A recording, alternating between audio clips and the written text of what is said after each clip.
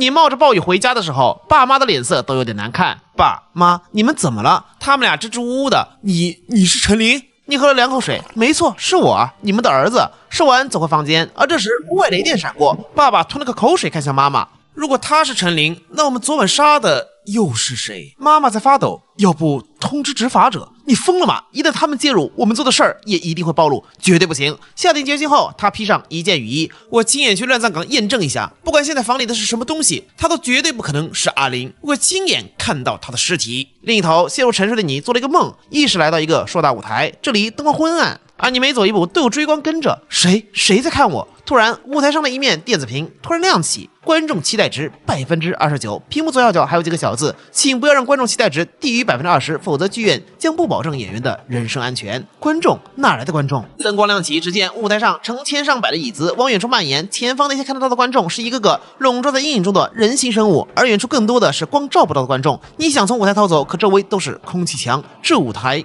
根本没有出口，观众的视线跟随你不断移动。与此同时，显示屏的数字跳动，29变成了30，而下一秒，上面跳出一行新的字：中场休息结束，请继续表演。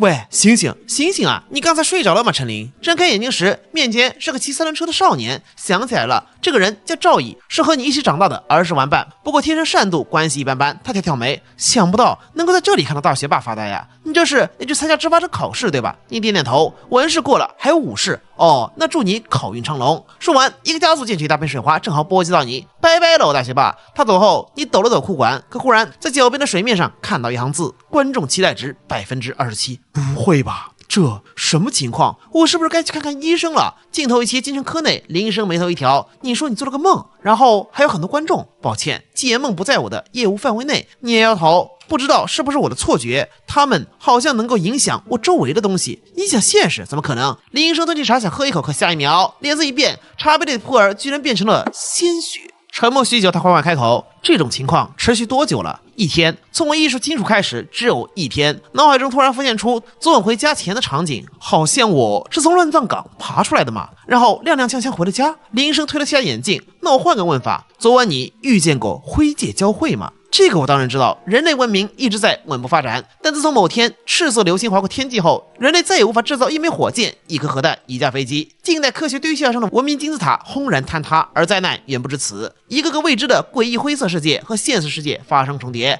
而那个世界的物质与怪物偶尔开始出现，那些东西就被称为灾厄。林医生咳嗽一声，我怀疑你现在的情况就跟灰界里的灾厄有关。另一头，两个人因冒雨来到一处乱葬岗，只是让他们没想到的是，这会儿乱葬岗已经拉起一条条黄色的警戒线，10几个执法者在这巡逻。他们俩刚想溜，结果一道声音响起：站住！你们是什么人？来这做什么？我们来看儿子，他被埋在这里，今天是他的忌日。韩蒙长官一挑眉毛，昨天这里有灾厄跑出，现在封锁了，都回去吧。对了，保密条例要求姓名和住址留一下。等陈父陈母流着冷汗离开后，韩蒙叫了手下派几个人暗中跟着，他们俩有问题啊！可是长官，为什么？他们居住的寒霜街距离这里少说10几公里，这个点到，说明他们凌晨4点就出发了。那会儿雨可还没停，而且这里是乱葬岗，身为父母怎么会把孩子埋在这里呢？小弟一拍脑袋，对哦，我怎么没想到？对了，蒙哥，昨晚到底有没有灾厄出现啊？韩蒙没有回答，而是掏出一个小仪器，这是探测灾厄危险等级的装置，一共5级。昨天大概率没有灾厄降临，不过为了保险起见，我们还是得完成检测。其他几人都好奇凑了过来，1秒、2秒，指针毫无反应。就在他们松了口气的时候，指针疯狂抖动，接着在不同颜色的去横扫，就砰的一声，灾厄指针爆炸了。另一边，走出精神病院后，你一直在思考舞台、观众、期待值，也就是说，我是表演者嘛，只要我身边发生的事情越有意思，观众的期待值就会越高。也许我该试着主动设计情节。这时正好路过赵乙家的早餐摊，他老爸叫你：阿玲啊，吃早饭没？你嘴角上扬，想到了个好法子。赵叔跟你聊天的时候叹了口气，还是阿玲好，聪明又孝顺。要是哪天小乙能跟你一样考上执法者，我做梦都得笑醒。可惜这小子不争气。你手微微一顿，赵叔，你知道赵乙为什么学习这么差吗？哎，算了，就当我没提过。我答应过他要保密。别呀，你这才娓娓道来，因为他谈恋爱了。这小子还有这魅力哦，跟男的啊。哎，我答应过他要保密的，但叔你就小野这一个儿子，今天我还看到他坐在那男生的车后座，笑得不知道多开心。赵叔彻底疯狂！等你走后，站在不远处，赵叔则是默默抽出一根棍子。过了一会儿，赵乙回来了，是别人载着他回来的。哎，赚钱也没这么难嘛。乙哥，你当然不难，骑一整天车的人是我。嗨，自家兄弟分什么你我？喏，给你2块。小六是好气，给你骑一天的车就给这么点。路管局不是给了你20吗？别废话，明天我在老地方等你，敢不来，老子见你一次打你一次，明白吗？背着双手试试单回家。老爸，我回来了。看到店门口，一股寒意扑面而来。老爹，咋回事？赵叔好气，好，就是刚刚那小子吧，小王八羔子，学习不好好学，偷偷摸摸搞这些，你是想撅了你爹的种啊？等一下，老爹，你是不是误会什么了？我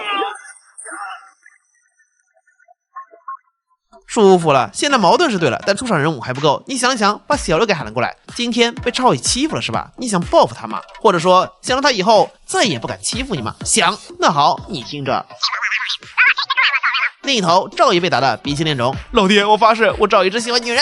这回赵叔总算停手，那你跟骑车那男娃娃什么关系？我们就是普通朋友啊。你说的是真的？当然是真。小乙哥，小刘疯了一样冲到他身边，用后背替他挡住木棍。有打就打我吧，不许打我小乙哥！气氛骤然四季，赵乙的惨叫声一下午就几乎没停过，而你的观众值也最终涨到了48%。你这下总算明白过来，要想保证自己的安全，就得不断搞事，让观众期待值不跌。换句话说，我体内那些观众可能是灾厄，而且还是乐子人。忽然这会儿一阵低沉钟声自远方传来，周围人脸色一变，不好，这是执法者给的预警信号，说明有灾厄入侵。执法者的身影在街上奔走，并大吼：留意身边一切可疑迹象，长相神秘的生物以及行为举止不正常的人类，若发现立刻报告。所有人都急匆匆地往回家赶。这时你的眼前出现了一行字：观众期待值加18，当前期待值65%。等下赵乙挨打一下午也就勉强涨了10几点，执法者只是喊了一嗓子就暴涨到60几。以你对这群观众的了解，说明他们找到了某个非常刺激的乐子。联想到林医生之前说过灾厄交汇之类的信息，自己又从乱葬岗刚爬出来，这个灾厄不是自己还能是谁？忽然想到一个可能，他们不会是冲我来的吧？另一头，家中陈福陈母松了口气，那个怪物应该暂时离开了。电视中传来播报：近日，冰霜街医院发生爆炸，目前伤亡不明，执法者正在确认遇难人数。这下他们俩更急，他们的儿子陈燕还在里面啊！陈谭表示，为了保险起见，我们赶紧走人，只拿钱币和贵重物件。可就在收拾的时候，陈母李秀春有点焦急，我们要是走了，阿燕回来怎么办？那我们就先去医院接她，等她出来后，我们再一起跑。可是她一定会找哥哥的，她哥哥已经死了。这会儿门嘎吱一声开了，爸妈，你们这是要去哪儿？陈谭的脸刷的就白了，你倒了杯水。哦，妈，你放在菜板上那个烤肠，我早上吃了，味道很不错，但下次记得烤软点，我不喜欢吃太硬。这话一出，李秀春也傻了。烤肠？什么烤肠啊？忽然他想起来了，菜板上是一把菜刀啊！而且刚才收拾的东西，菜刀的确不见了。爸妈，你们怎么这么奇怪？陈谭深吸口气，阿玲，昨天发生的事情你还记得吗？昨天什么事儿？哦，没事儿。你觉得我们对你怎么样？你又喝了口水，很好啊。当年要不是你们收留我，估计我早就冻死在路边。虽然不是亲父母，但却是把我养育长大的人。陈谭松了口气，那如果有一天你弟弟陈燕病了，只有你的心能救他，你愿意救吗？头有点疼，支离破碎的记出来了点儿，忽然想起来，昨天晚上失忆前好像也听过类似的话。陈楠的表情越来越疯狂。阿燕是我们的亲骨肉，为了怀上她，你妈吃药把身体都吃垮了。我们努力了10年，才有了这么唯一一个孩子。现在她病了，医生说了，只有我们再拿到一颗不超过20岁的年轻心脏，给她换上，就可以救她。阿燕救了你那么多年哥哥，爸妈从来没求过你什么，但只有这一次告诉我，你是愿意的，对吗？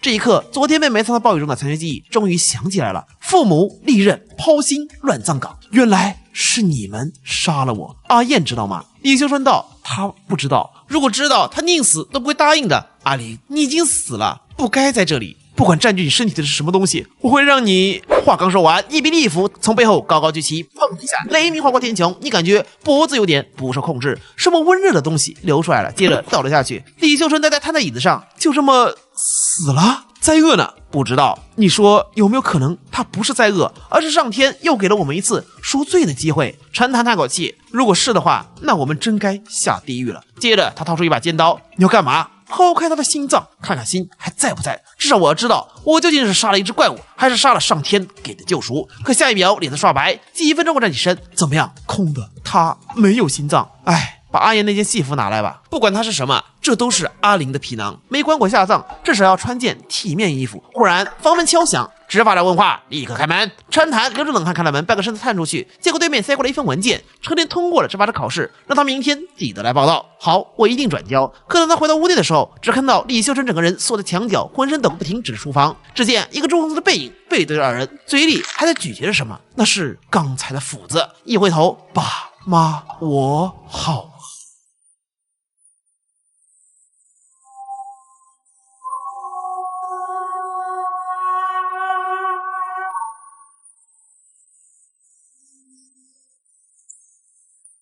你做了个梦，那天明明不是生日，但餐桌上却摆了奶油蛋糕。爸妈的眼睛有点红。今天是什么日子？今天是你弟弟阿燕即将接受手术的日子。那太好了，找到治疗方案了。吃完蛋糕后，你意识昏沉，整个人趴在桌上。最后看到的画面是母亲李秀春捂着嘴巴痛哭流涕的样子。对不起，真的对不起，阿燕的病需要一颗心脏，你会愿意的，对吗？你又回到了那个舞台，这会电子屏上播报的是观众期待值减50%，当前期待值17%，警告警告，观众开始介入演出。与此同时，现实世界陈谭拿着尖刀就捅过来，既然杀了你2次，那我就可以再杀第3次。管你体内是个什么东西，除了看起来吓人，也没什么恐怖的。可这一次，一只虚空中出现的手抓住尖刀，诡异声音从你背后响起，下一刻，手着3刀凭空消失，取而代之的是一张细长的红色纸片。脚步逐渐靠近，爸，我好饿。陈谭真的怕了，转头就跑，快出去找执法者！可李秀春抓住门把手的一瞬间，就发现整个大门都变成了红纸上的画像，2维变3维，他无法打开一扇画在纸上的门。与此同时，四面八方都出现不少红色的眼睛，他们还未入侵现实，但眼眸中满是戏谑。陈谭惊恐地退到墙边，是真的，执法者们说的都是真的，你是灾厄，你篡夺了阿莲的身体。听了这句话，你停下脚步，嘘。一瞬间，无尽红纸飘落，就在陈谭快死的那一刻，突然墙壁被暴力破开，执法者在此3个退散，2个小弟拔出枪，接连扣动扳机，黄铜子弹还没到他身前，就化作细小的红色纸片消散空中。你轻轻抬手，无数纸片从细袍快袖中钻出，好似游蛇般困住他们俩，然后骤然扭曲，跟拧麻花似的，2个小弟就没了声响。你背后的红纸怪物长出触手，形态更加明显，横冲直撞，冲出了街道。而大街上，一个黑衣身影早就站在那里。3区执法者长官韩蒙在此，我秉持人类文明之正义，审判你死亡。这一次的子弹很特殊，居然扭曲的空间瞬间出现在你面前，一下贯穿了红纸怪物的身躯。而准备收枪时，一点突生。短短2秒时间，红纸怪物的体型迅速修复，并且连带着将你本人也给吞噬了进去。韩蒙深吸口气，该死的，这不只是无敌灾厄的程度啊，那只能动用那招了吗？冰神道启动，他的反应力居然上升到极其可怕的程度，接连躲过红纸怪物的攻击。不对，准确来说，是他的时间变慢了。没错，冰神道的特殊能力杀戮舞曲，能够在一定时间内进入子弹时间。镜头切回到你的艺术舞台，此时前排几个观众已经消失不见，这是干涉现实去了。而且伴随期待值不断降低，剩下的观众们也都蠢蠢欲动。你看了眼自己的身体，每一次期待值下降，身体都会更加透明一点。不行，这样下去会死的。试探性伸出手掌朝身后的画面摸去，可那层画面的膜坚硬无比，试了好几次，总算才勉强通过一根手指。期待值再次下降，你感觉力气又小了些。根据目测，要是掉到10%以下，估计连破个屏幕的力气都会没了。给我开！好不容易半个身子通过了屏幕，一阵意识恍后，终于回到了现实世界。眼前是伤痕累累躺在地上的韩蒙，这回身体根本不是控制你的是红纸怪物。而就在你们争夺身体控制权的时候，一道声音响起：哥，是弟弟陈燕，他不是在医院吗？什么时候？而就在他触摸到你的一瞬间，一股力量加持在体内，剩下的一半身体穿过了剧院与现实的间隙。而就在你正式脱离剧院的瞬间，空中的纸片怪物彻底融化消失，仿佛从未出现过。哥，你没事吧？你怎么来了？我手术完醒了后，就一直在医院等你们来接我，然后就听到外面说有灭世级灾厄入侵，我就赶过来了。你感觉头好痛，有什么信息不对劲？奇怪，2区和3区不是被封锁了吗？你怎么过来的？而且医院那边我看了新闻，说是有大爆炸，你真的没事吗？陈燕摇摇头，没事的哥，你看我不是好好的吗？我是他们没注意跑出来的。这时陈燕注意到了地上的韩蒙，哥，你杀人了。他思考了一会儿，默默拿起把刀走过去。你想干什么？哥，他是执法官，杀死执法官是重罪，一旦被他们发现，不管是不是哥哥你杀了他，他们都会来杀你。我知道，我来帮你杀了他。愣了半晌，你叹口气，不是阿燕，我的意思是他还没死。这会韩蒙迷迷糊糊醒了过来，陈燕抄起一个板砖，砰的一下，这货又晕了过去。观众不再侵入现实。检测到本次演出，观众期待值曾首次突破60%，解锁成就多棒好评，获得一次抽奖权。使用后，将从本次剧目的所有出场角色中随机抽取一项角色技能进行学习。没等你反应过来，抽奖转盘就已经开始疯狂闪烁，最终定格在一个头像上，正是执法者长官韩萌。恭喜获得技能杀戮舞曲、归属、冰神道、审判路径等级3阶。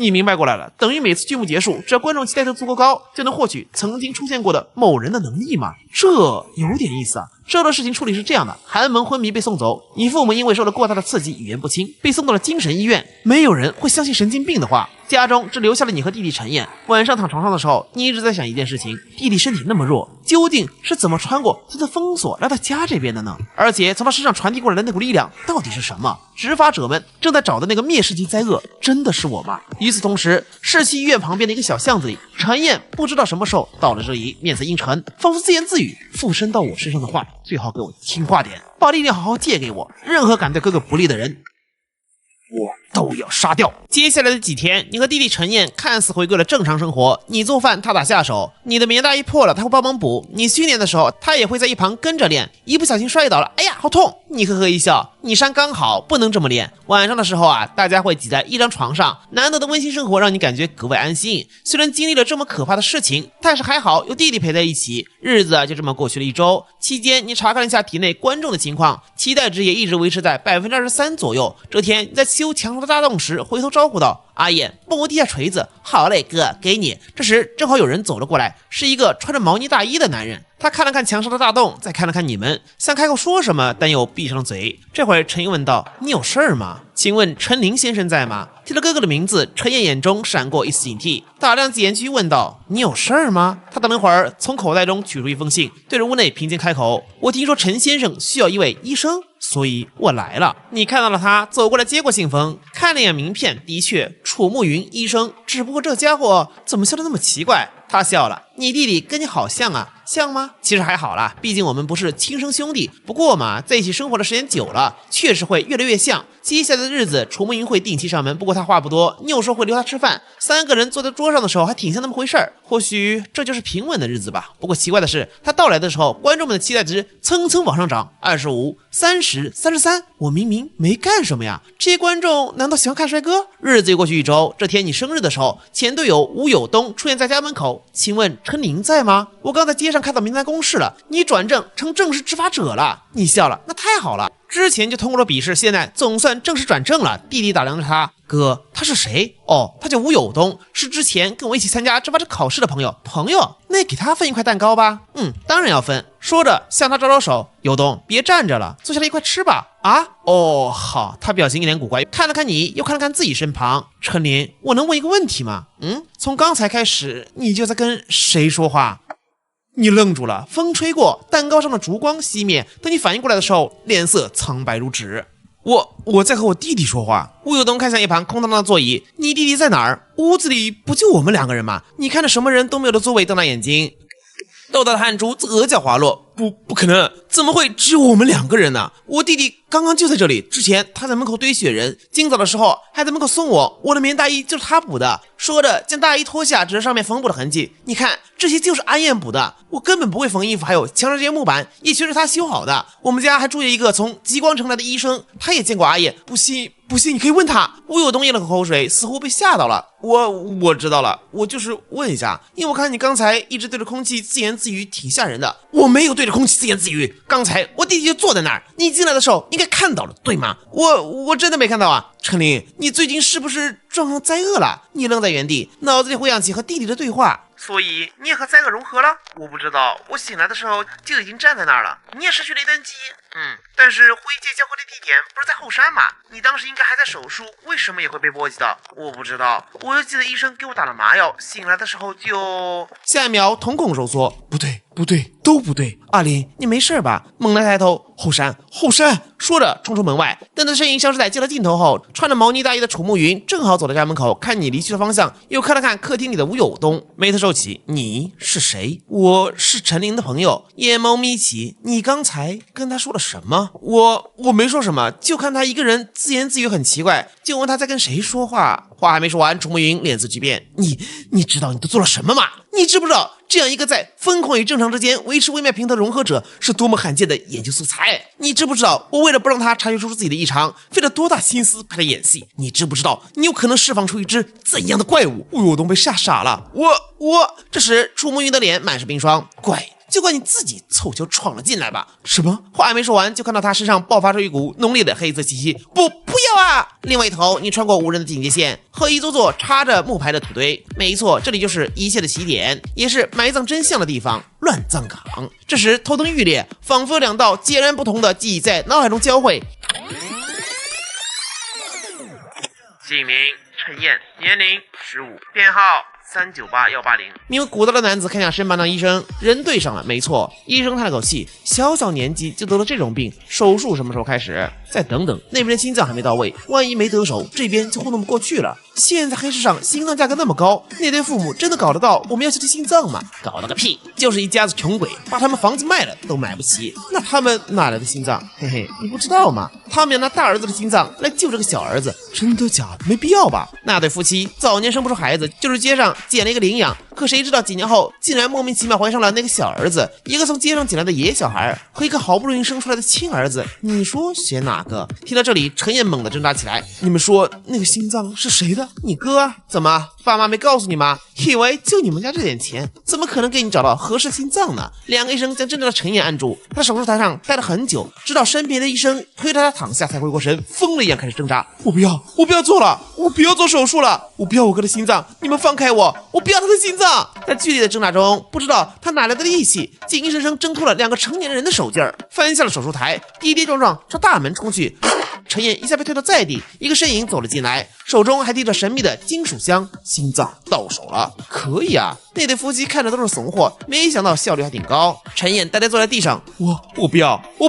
就在这时，一根针管刺入体内，你不要，呵呵，你不会真的以为我们会把心脏移植给你吧？画面一转，两个黑影来到乱葬岗。该死的，这雨怎么这么大？我们为什么要到这里来抛尸？随便在附近找个地方埋了不好吗？蠢货，街道附近埋了，早晚会被路过的野狗闻到，一旦被人发现，执法者就不得不把它挖出来，到时候必须展开调查。前番执法官说了，这里的乱葬岗到处都是尸体，来这儿抛尸最合适了。哦，对了，这小子身上的油水都榨干净了吗？嗨，肾脏、肝脏、眼角膜能摘的东西，骨头都摘干净了。现在这小子就是一个空壳。啪嗒一声，他们将黑布扔进乱葬岗，挖土掩埋后转身离开。几十秒后，又有两道披着雨衣的人影出现，他们同样掏出铲子开始挖土，位置恰好就在刚才的隔壁，就在这里吧。阿燕会好起来的，对吧？一定会的。心脏已经送过去了，手术应该已经开始。明天我们就去2区看他。等人走后，大雨将一切罪证冲刷干净。命运的巧合让两个无名坟墓凑到一起。就在这时，一抹诡异的灰色从虚无中蔓延，灰烬交汇。等到许久后，一个身影挣扎着从乱葬岗中破出，胸前的伤口逐渐恢复，无数双猩红的眼睛在身后睁开，地面上的雨水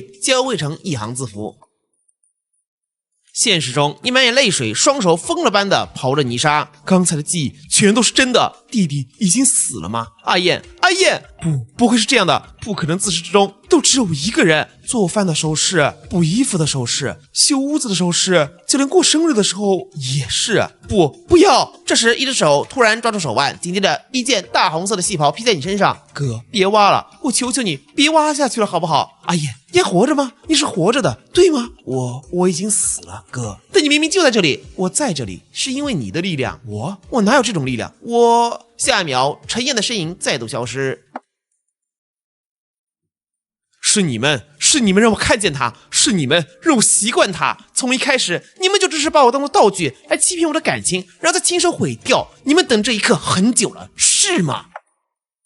那你们现在满意了？这场戏你们看够了吗？看得爽吗？你们看我演得好吗？沉默片刻后，看向2区的方向。好，你们不就是想看好戏吗？那我就再给你们演一场镜头一转，黑车商人古刀正带着小弟们和几个执法官开了宴会。古刀想起了什么，钱老板，前几天那批货怎么样？那颗心脏还有那些器官质量都不错吧？执法官钱凡呵呵一笑，不错，那个这么大手笔，一口气买走所有器官的买家可不一般呐。我记得那批货应该是进了极光城吧？不过顾老板做这一行不该打听的事儿少打听，哈哈，是我冒昧，我自罚一杯。可这时欢闹声戛然而止，因为门被推开，冷风道观进来，他眉头一挑，怎么马哥到了？可能他们看清来人是一个披着大红戏袍的少年，看清那人的脸庞，屋内大多数人脸色一变，钱凡首先站起，这不是陈林老弟吗？你看多巧，你刚通过了执法官考试，我打算下次带你来的，既然凑巧，那就一起坐下来喝点。你摇头，不必了，我来是想取一些东西。苦刀一脸嘲讽，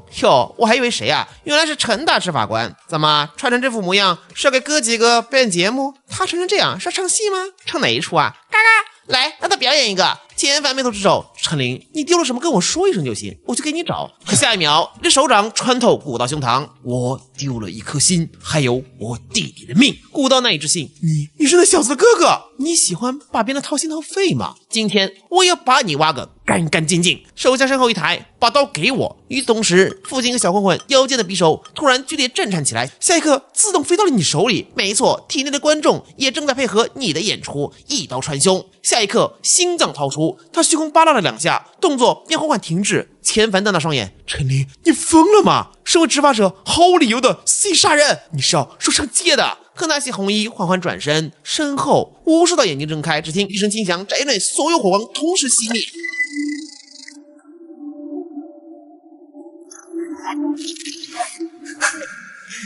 惩戒！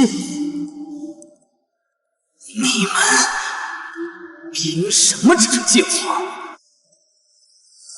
你们谁能惩戒我？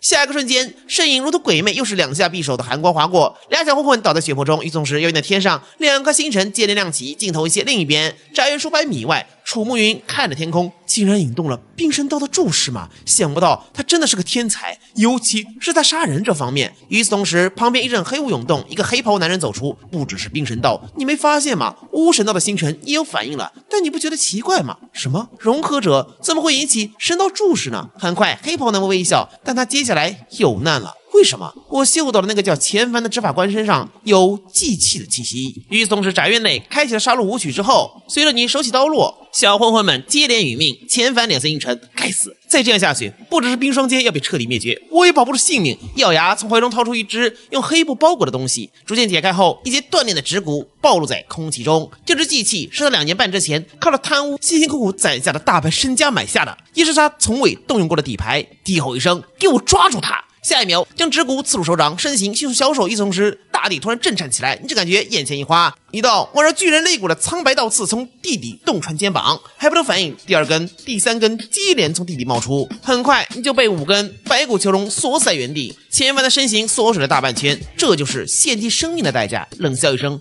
怎么样？刚才还杀得爽吗？获得了神卷，很了不起。说着，掏出一把枪顶在你额头，小子，你死定了！我不管你跟冰霜街有什么过节，但你知不知道你刚才的所作所为损害了多少人的利益？宅院外，黑袍男面色一沉，就要出手。等等，楚梦云突然开口，情况有点不太对劲。宅院内明明被枪指脑袋，你却依旧不为所动，那双眸子平静的宛若深渊。即将扣动扳机的刹那，天穹中2道星辰照着璀璨恢宏浩大的神光降临，光柱冲刷在身上。钱凡也被气浪逼开，目瞪口呆。这是神卷吗？怎么可能？没接受过神卷的人怎么可能有这种能力？而且2大神道同时爆出感染之，这小子究竟是什么怪物？你一脸平静，冰神道的神卷早有预料，可那颗紫色的星辰是什么？就在疑惑之际，天穹中第3颗星辰缓缓升起，那是一枚朱红色的星辰，仿佛琉璃般晶莹剔透，光柱穿过虚无，再次照到你身上。千帆几人都懵了，这同时3个神卷。另一头，黑袍男若有所思，色如朱砂，形似琉璃，不会错的，这是戏神道。楚梦云笑了，哦，那可相当罕见了。可是他很擅长演戏或者唱戏吗？据我所知不会，不过他幻想出来的弟弟会。太空叹气，3大神道降临，这是何等的顶级天才！可惜啊，可惜他是个融合者，注定无法走上神道。另一头，你看着眼前的3道公主，没错，只要踏上神道，就能掌握超凡力量，或许有一天能靠着自己的力量摆脱观众。刚准备伸手，但身后突然张开一双双猩红的眼睛。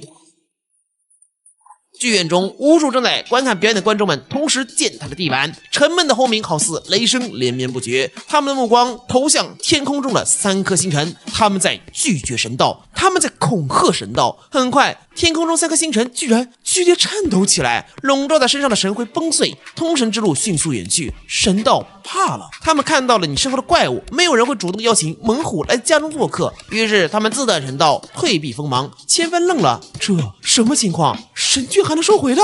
你愣在原地，自己被神道放弃了吗？明明神道的力量可能就是这个世界上唯一能让你脱离观众掌控的希望。看向虚空中一双双逐渐消失的眼睛，又是你们，也是我早该想到的。一旦走上神道，就意味着有脱离你们掌控的可能，你们怎么可能会放任不管？你们巴不得我永远留在舞台上，成为供你们消遣玩乐的提线木偶。你笑了，笑着绝望而疯狂。来呀，姓钱的，你不是想杀我吗？动手啊，对着我的脑袋打，记住了，想彻底杀了我，要打2枪。千帆回过神来，扳机扣下，砰的一声，这次没有奇迹发生，头颅被破开一个大洞。斋院陷入死寂，沉默数秒后，他收起枪。这小子太邪乎了！刚转身准备收拾残局，一旁的同伴们却惊恐的瞪大眼睛。帆哥，他！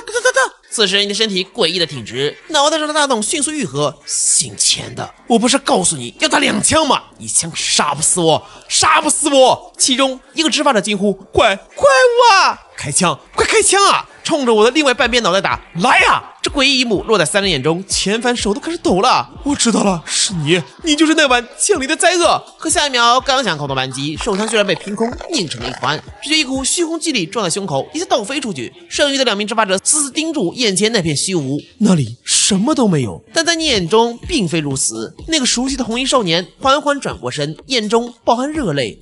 哥，你不能就这么死了，你不能就这么认命。不认命，那我还能怎么办？继续给他们当乐子嘛。但你现在死了，就什么都没有了。不死，我也什么都没有。就算我活下去，他们也会不断干涉我的生活，总有一天我会被他们逼疯的。哥，只要你还活着，总会有希望的，不是吗？希望。沉默许久后，你突然笑了，转头看向身后。我知道了，你们怕了，你们知道我再死一次就会彻底死亡，你们怕我死了就再也没人能给你们表演，所以幻化出他的样子，想骗我活下去，对不对？哥，给我虚无缥缈的希望，给我拼了命的去追逐，等即将抵达，再让所有希望幻灭。哥，你们想操控我的人生，玩弄我的精神，你们妄想。哥，是陈烨的咆哮。哥，我是真的，你相信我，你听我说。你的脸上是挣扎和痛苦。阿燕，我知道，我只是……陈烨深吸口气，抹去泪痕。哥，我知道的，我都知道的，你并不是没有希望。说着取出一只布袋，里面是一颗朱砂般的琉璃。哥，你知道吗？那颗红色的星辰代表的是戏。从开始自学戏剧那天起，偶尔就会感应到它的存在。他想要带我离开，但我不想走。每次他远去的时候，我都会留下一块他的碎片，想着等我攒够了，也许就能带着你和爸妈一起去看看他所指引的地方，看看戏的尽头是什么。只可惜最终我也只攒下了36块，现在我去不了了。说完，陈岩将琉璃抛向天空中倒退的光柱，下一瞬间，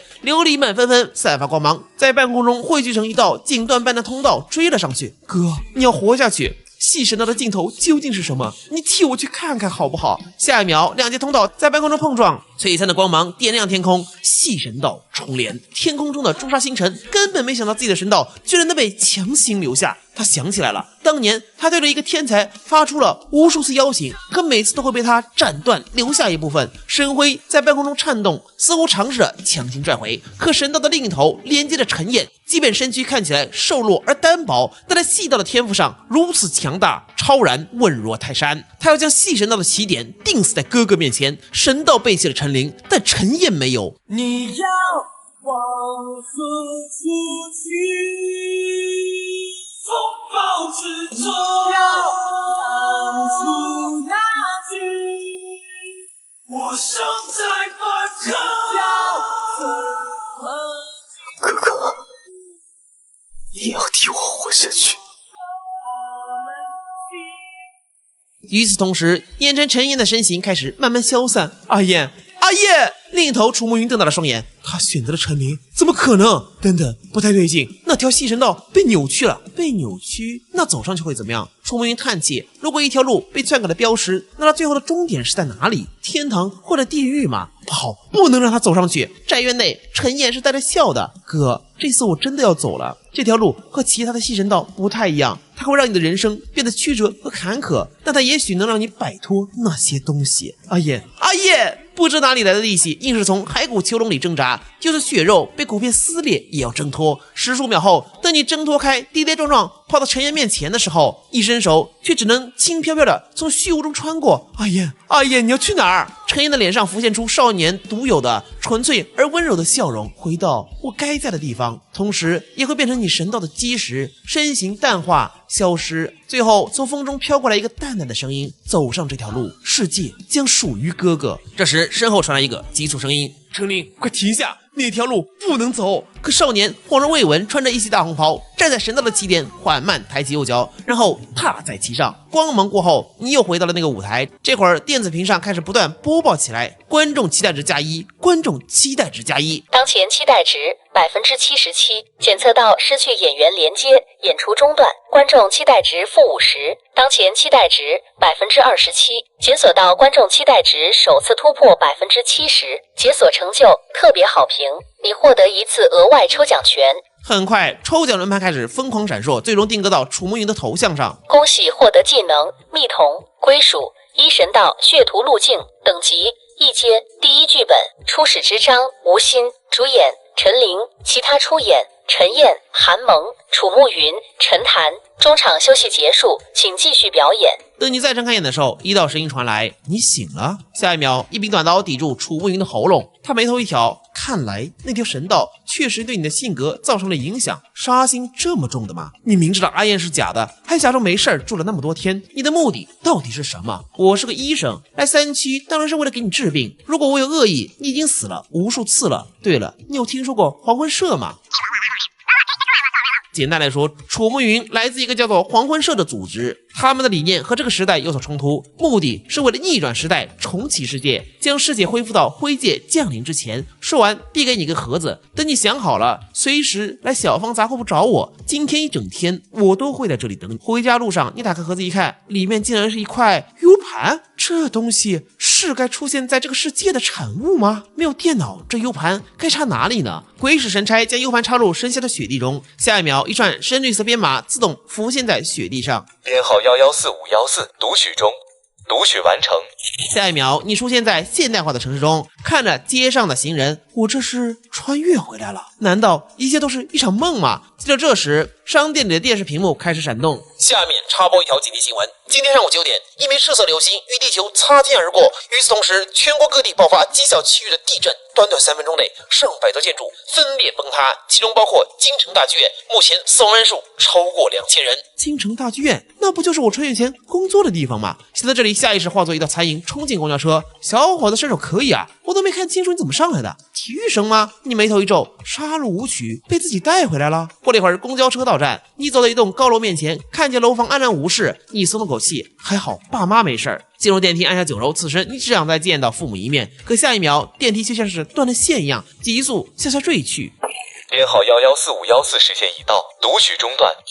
等回过神的时候，脑子里还在消化 U 盘里的讯息。楚慕云的组织黄昏社到底是什么？他能够把自己的意识送回上一世？赤色的流星，难道说这颗流星导致人类科技退步，随后灰界交汇，怪物出现，世界才慢慢变成了穿越后的样子？这两个世界并非平行，而是前后关系。黄昏社所说的重启世界，是希望让世界成为科技时代。想到这里，你转头前往小方杂货铺。以上内容就是番茄小说目前热度超高的作品《我不是戏神》的剧情，真的是设定新颖，情节刺激啊！作者39可以说是在这本书里把中式怪诞表达的淋漓尽致，很多入坑小说的朋友都说这本书看的人头皮发麻，觉得作者是藏了一套又一套。我也感觉看本文走过最多的路就是作者的套路，反转之后又是反转，太精彩啦！尤其是中间弟弟的真实身份揭晓，他并不存在，而是早就埋葬在哥哥身边那段，简直是看得我鸡皮疙瘩都出来了。后面揭晓陈父陈母把弟弟葬在哥哥身边，他们宁愿杀死养子，也想要救的亲儿子就葬在被垃圾一样抛弃的养子尸体身边。不得不说，讽刺意味拉满。作者39这次真的有在钻研什么是中式艺能，通过主角在戏神道上的一路升级，把传统文化里的戏曲、苏绣、醒狮都写了一遍。对呀，这些传承下来的元素本身就很酷啊。那么接下来男主又会带着弟弟的力量去做什么？还魂社到底是个什么组织？这些都将在后续剧情一一揭晓。他的作者39英语此前也创作出过大热作品《我在精神病院学斩神》，可以说作品质量是很有保障的。感兴趣的大家就自行查阅吧。